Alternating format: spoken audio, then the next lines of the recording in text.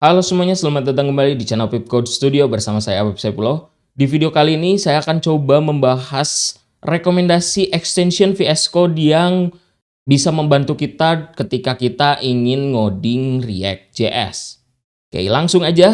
Extension yang pertama yaitu adalah Auto Rename Tag. Nah, jadi Auto Rename Tag ini adalah sebuah extension yang biasanya digunakan untuk merubah tutup dari HTML, ya.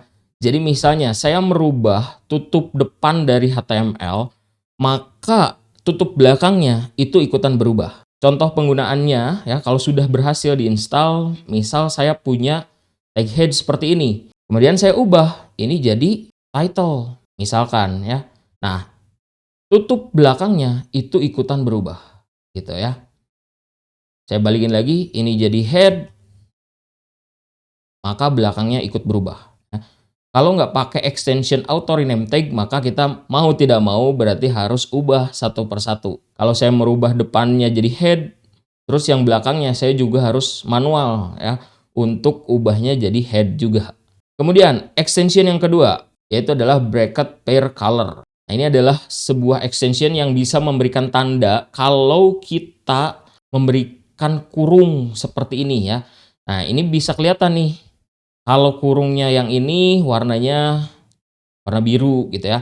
Nah, terus kalau misalnya yang function itu warna ungu. Ini dibedakan supaya nantinya lebih mudah ketika kita mencari tutupnya gitu ya. Nah, kalau nggak pakai hal tersebut, maka tutupnya ya pasti warnanya sama semua gitu ya.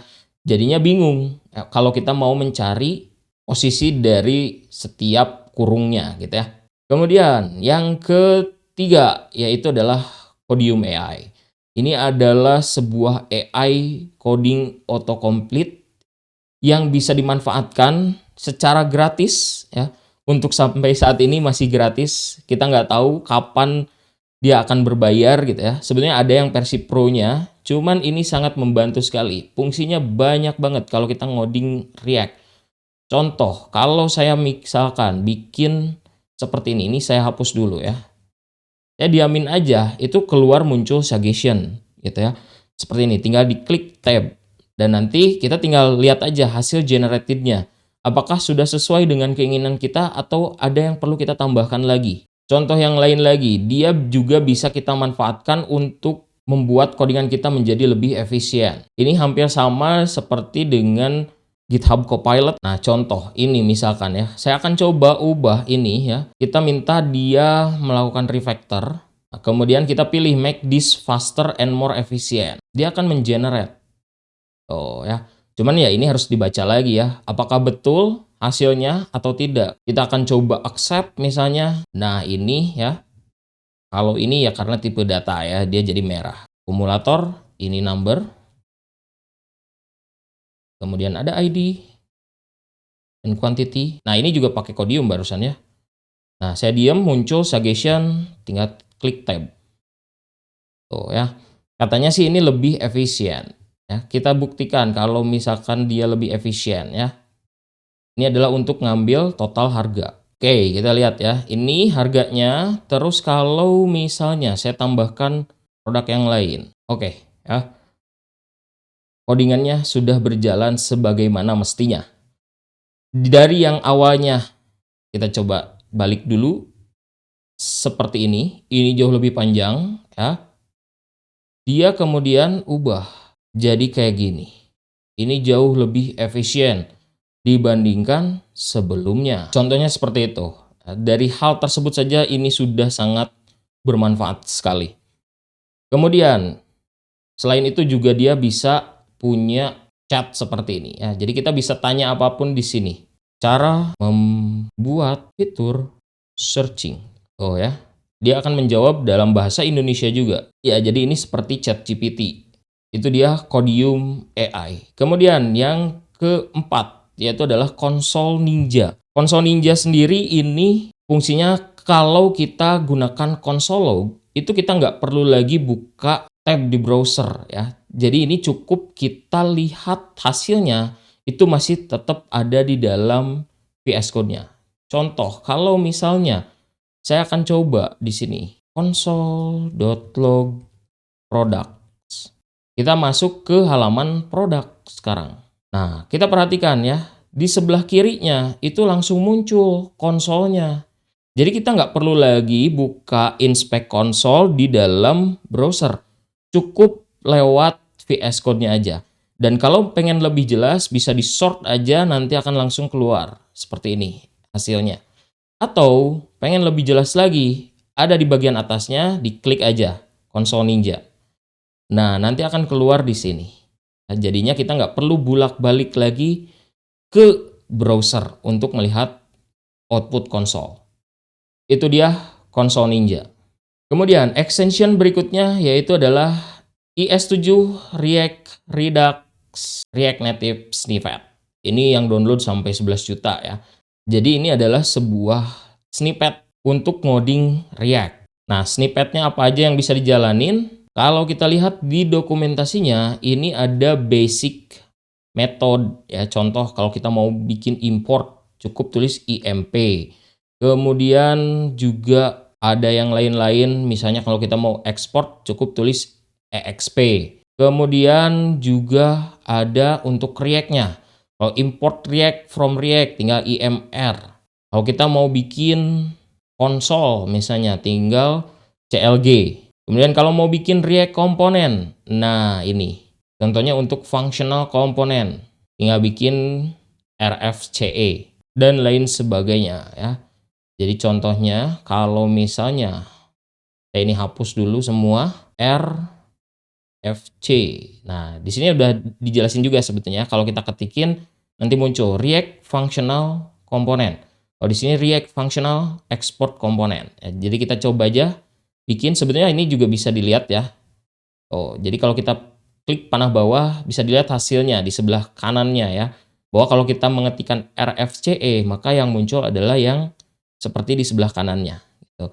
Kalau kita coba yang ini React Functional Component, tinggal diklik enter, nanti akan langsung dibuatkan seperti ini ya.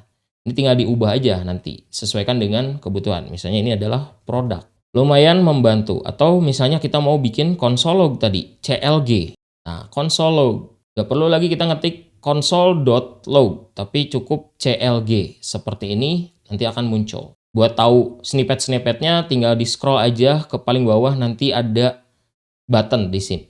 Ada URL yang mengarahkan ke GitHub berikut ini ya. Jadi itu adalah extension IS7 plus React Redux React Native Snippet. Kemudian selanjutnya yaitu adalah ESLint. Ini biasanya digunakan untuk bikin standarisasi codingan. Ini harus diinstal kalau misalnya kita bekerja dengan ESLint ya, supaya nanti dikasih tahu bahwa ada codingan yang salah misalnya atau tidak sesuai dengan standarnya ESLint. Dan biasanya nanti dia akan membaca file konfigurasi yang ada di sini, yang ada di dalam .eslint RC-nya biasanya atau ESLint konfigurasinya. Kemudian extension berikutnya yang harus teman-teman install adalah git grab. Nah, git grab ini fungsinya adalah seperti git log ya kalau di dalam command git. Cuman di sini lebih mudah dilihat visualisasinya dan kita nggak perlu lagi ngetikin komen-komen gitnya. Cukup klik aja di bagian bawah, kalau sudah diinstal nanti akan muncul git grab. Dan kita bisa lihat di sini setiap commit yang ada dan juga percabangannya, juga siapa yang melakukan commit, kapan melakukan commit gitu ya. Dan kalau kita buka salah satu commitnya, ini akan kelihatan apa aja yang diubah, bahkan kita bisa klik juga di bagian mana dia berubah gitu ya. Apa juga yang ditambahkan. Ini jauh mempermudah kita dibandingkan kita bekerja dengan komen-komen git yang mana itu lumayan panjang kadang-kadang ya. Kalau kita mau menampilkan seperti ini aja, kita harus berarti menampilkan gunakan flagging graph, flagging decorate misalnya gitu ya. Kemudian flagging one line, ya, itu ribet sekali. Kalau ini cukup buka git grab aja ya, diklik aja git grab-nya nanti akan langsung muncul. Kemudian extension berikutnya yaitu adalah git lens. Ini biasanya digunakan ya untuk membantu kita melihat siapa yang ngoding di blok tertentu. Sebenarnya fiturnya banyak banget ya. Kalau teman-teman mau baca silahkan ya. Di sini ada yang versi Pro-nya, ada yang versi gratisnya. Kalau kita pindahkan kursornya ke sini, ini akan kelihatan siapa yang melakukan commit ya. Katanya di sini saya melakukan commit 3 bulan yang lalu di commit fitur product management. Dan ini bisa kelihatan tuh untuk commitnya. Ini pakai Git Lens. Kemudian selanjutnya adalah kalau kita ngoding pakai GraphQL. Mungkin extension ini bisa kita coba install ya. Ini untuk syntax highlighting. Lalu berikutnya ada import cost. Nah, import cost ini untuk mendisplay seberapa besar package yang kita import di dalam codingan kita. Nah, contoh seperti ini tuh. Saya mengimport head dari Nexthead. Itu ternyata besarnya adalah sebesar 5,4K gitu ya. Dan juga kalau sudah menggunakan gzip itu 2K. Use effect dan use state di sini dari React bisa kelihatan besarnya berapa gitu ya. Jadi kita bisa mempertimbangkan cost importnya untuk membuat performance dari websitenya itu tidak terlalu berat ya untuk halaman-halaman tertentu. Nah, contoh seperti ini juga, ini JWT diimport ya 61,3K. Tapi ternyata tidak digunakan. Ya sudah, berarti dihapus aja daripada performance-nya jadi nggak bagus gitu ya. Kemudian extension berikutnya yaitu adalah indent rainbow. Kalau ini untuk mempermudah kita ya, supaya kita tahu nih kalau kita bikin indentasi seperti ini ya, bagian akhir dari indentasinya yang mana. Nah, ini kelihatan nih kalau pakai indent rainbow ya. Jadi kalau misalnya saya baca yang if, saya mau lihat akhirnya di mana, kita tinggal ikutin aja warna yang agak kehijauan ini ya. Tinggal ikutin sampai akhirnya ketemu tutupnya gitu ya. Kemudian ada IntelliCode. IntelliCode ini adalah bawaan dari Microsoft-nya ya, yang bisa diinstal. Dia adalah AI assisted development. Nah, ini lumayan banget membantu ya kalau kita ngoding, contohnya seperti ini. Database ya sama dengan mysql.connect. Nah, dia akan bisa ngelihat real world example-nya. Jadi ini contohnya ya, lumayan membantu sekali. Kemudian ada JavaScript ES6 kode snippet. Ini juga sangat membantu ya, apalagi ketika kita bekerja dengan JavaScript sintak terkini ya. Ini punya beberapa snippet yang bisa mempercepat kita untuk ngoding JavaScript ya. Ya, ini juga sebetulnya beberapa sudah ada di yang ES7 Plus tadi. Cuman di sini kalau teman-teman mau install silahkan aja ya. Kemudian ada NextNav ya. Ini adalah untuk melakukan visualisasi terhadap bagian-bagian aplikasi yang ada di dalam Next.js. Jadi kalau kita ngoding pakai Next.js, ini akan sangat membantu untuk melihat setiap path yang ada di dalamnya. Nah, cuman dia biasanya harus pakai app router ya untuk ngoding Next.js-nya, baru bisa kelihatan. Tinggal buka command palette ya, gunakan command Shift P atau Control Shift P kalau di Windows, terus cari NextNav. Nah, ini ya. Cuman ini harus pakai app router. Kalau pakai pages router ini nggak terlalu kelihatan. Oke, jadi itu adalah NextNav. Kemudian extension yang saya pakai untuk ngoding React itu adalah Prettier. Ya, kalau Prettier ini fungsinya ya untuk merapihkan codingan kita. Cuman dia harus di setup. Ya, kemudian kita akan setup, itu masuk ke setting, terus di sini ada setting. Nah, cari format. Nah, nanti pilih Prettier Code Formatter ya. Dan nanti ketika kita ngoding, misalnya ini tidak rapih seperti ini, kalau kita save dia akan langsung turun ke bawah. Langsung dirapihin sama si Prettiernya.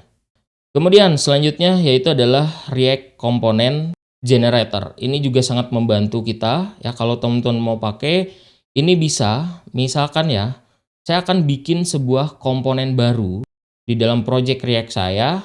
Nah, di dalam UI sini saya akan coba generate React komponen, kemudian saya tulis checkbox. Nah, ya, sudah muncul, ini ada komponen tapi ya, ini tinggal ditarik aja keluar. Kita coba pindahkan. Nah, seperti ini ya. Yang komponen ini mungkin bisa saya hapus. Tuh ya, jadi nanti akan di-generate seperti ini codingannya ya. Ini tinggal dibenerin aja, misalnya ini karena dia CSS modul, berarti saya tulis di sini modul, dan ini tinggal diubah jadi .modul. Terus juga sudah di-generate untuk file unit testingnya ya. Gitu. Jadi lebih cepat kalau kita mau bikin sebuah komponen. Bahkan kalau kita bikin storybook untuk mendokumentasikan komponennya, ini sudah dibikinin juga filenya ya. Tapi kalau nggak dipakai ya dihapus aja gitu ya. Jadi ini jauh lebih cepat kalau kita mau bikin komponen dibandingkan kita bikin file atau folder satu persatu. Kemudian selanjutnya yaitu adalah snap code untuk melakukan screenshot codingan ya. Jadi kalau misalnya kita screenshot kan kalau cepat ya sudah gunakan fitur screenshot bawaan dari device kita. Tapi kalau pengen rapi ya, ini sebenarnya bisa gunakan snapcode ini. Ngebuka comment palette, masukkan snapcode. Nanti bisa kita bikin di sini. Ya ini untuk mempermudah aja kalau misalnya nanti kita mau nge-screenshot codingan dan dikasih ke teman kita. Misalnya ini benerin nih bagian ini misalnya gitu ya. Nah itu bisa jauh lebih rapi. Ini tinggal di screenshot aja nanti langsung ke save di dalam komputer kita. Kemudian yang membantu lagi yaitu adalah template string converter. Nah ini kalau kita menulis string seperti ini ya, contoh ada menu, terus kita gunakan $ dan kurung kurawal. Ini akan langsung berubah jadi backtick. Kita coba ya. Jadi misalnya saya punya di dalam sini cons menu sama dengan menu titik 2 $. Nah, langsung berubah dia jadi backtick ya supaya dia bisa menerima variabel. Misalnya di sini rect gitu. Nah, ya. Jadi lebih cepat daripada kita merubah satu persatu tutupnya. Kemudian ada Thunder Client. Nah, ini fungsinya sama seperti Postman ya untuk ngecek atau nge-touch ke endpoint API. Tapi di dalam VS Code. Nah, daripada saya bolak-balik ke Postman, mendingan saya pakai Thunder Client ini. Contoh, ini saya akan coba touch ke API product. Tinggal send. Nah, langsung muncul di sini untuk hasilnya atau resultnya. Dan dia bisa menjalankan berbagai macam fungsi hampir mirip seperti di Postman. Itu adalah Thunder Client. Kemudian ada VS Code React Refactor. Oke ya, jadi ini untuk melakukan refactor code supaya kita lebih cepat ketika kita ngoding React. Jadi kalau misalnya saya mau bikin misalnya di dalam product view. Nah, misalnya yang ini ada konten. Nah, ini misalnya saya sort, terus ada tanda lampu di sini, ada icon lampu di sini, tinggal diklik aja. Nah, ini ya. Mau di gimana ini katanya ya, mau diekstrak sebagai functional komponen misalnya. Tinggal kita klik aja. Nanti komponennya mau apa? Ya, di sini diketikin misalnya main content. Tuh, langsung ada main content ya beserta dengan props-nya juga dan di sini sudah dibikinin main content. Ini tinggal kita pindahin aja ke file yang lain misalnya atau mau ditaruh di sini juga gak jadi masalah. Itu contohnya ya. Tinggal kita benerin beberapa hal misalnya tadi ada props, berarti kita harus tambahin prop types. Kemudian ini juga salah satu yang kalau saya pakai ya, sebenarnya ini tidak mempengaruhi ke codingan kita ya. Cuman ya ini preference saja. Kalau saya pakai OneDark Pro ini untuk tema Visual Studio Code-nya. Dan juga satu lagi yang saya install adalah VS Code Icons. Ini untuk memudahkan saya mencari file di sini ya. Jadi biasanya kalau kita melihat gambar itu akan jauh lebih mudah dibandingkan dengan kita melihat tulisan. Ya. Jadi kalau saya contoh, saya cari file SAS. Ya sudah, berarti kan lihat dari gambarnya. Dibandingkan kita harus baca dulu extensionnya. Misalnya ini .scss gitu ya. Kita kan harus nyari dulu .scss. Tapi kalau kita lihat logo atau icon itu langsung ketahuan bahwa ini adalah file SAS-nya gitu ya di dalam sebuah folder. Ini jauh lebih mudah untuk melakukan pencarian. Jadi itu ya untuk extension yang saya pakai kalau ngoding React. Kalau teman-teman punya rekomendasi extension VS Code yang lain, coba tulis di kolom komentar, mungkin nanti akan saya coba bahas. Jangan lupa subscribe, komen, like, dan share video ini. Kita ketemu lagi di video berikutnya.